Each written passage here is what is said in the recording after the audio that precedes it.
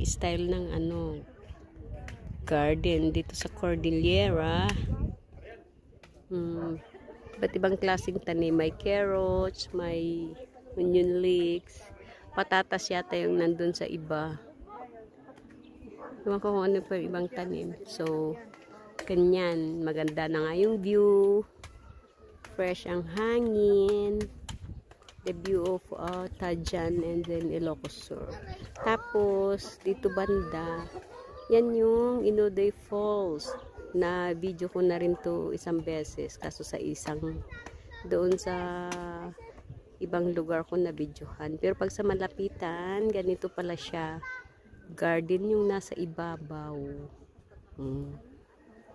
Dito sa kanila, dito sa sadsadan, ang lapit. So yun, malamig dito kasi mahangin. Tapos buti walang ulap, kasi pag maulap pala natatakpan na to ng ulap, kaya wala kang ma-view. So ganito ang itsura niya. Yan. Oh. Yan, carrots yan, carrots. Okay. So yan na muna ang ating isi-share. Oh.